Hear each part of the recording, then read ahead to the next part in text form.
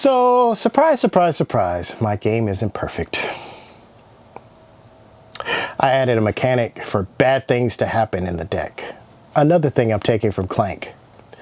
But it seemed to really slow things down, and these event cards cause confusion, so either I need to fix it or get rid of it.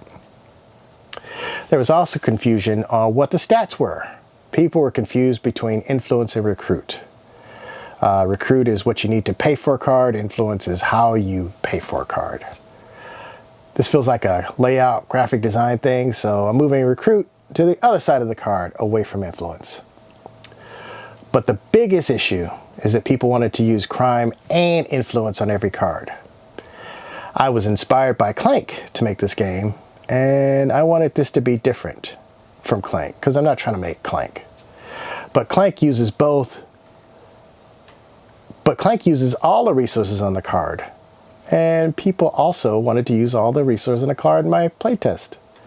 Someone said making a choice created cognitive dissonance. That's like the worst comment you can get. I want cognitive harmony. But let's take a step back. The good news is I figured out the heist. So when you're doing a heist, there are a bunch of challenges, and each challenge requires crime or influence. So to break into the factory, that's a crime. To bribe the foreman, that's influence. I like the idea that each card is making a decision on how it operates. This gives the players a choice, not just what cards to recruit, but once they're in your deck, how you use them. People like choices, right? Well, something about my cards tells players to do both. Probably because my inspiration does both. And I'm too close to my inspiration. So now I'm going through and writing "or" on each one of these cards. Yay! Maybe that'll help.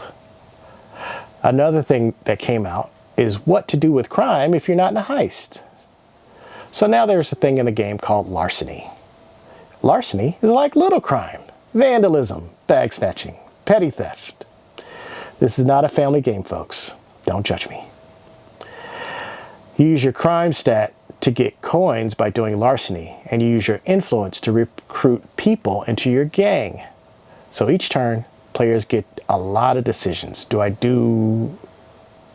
recruit cards, or do I do larceny?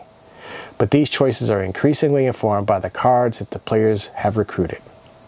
It's like an engine that tells a story that you, the player, are writing.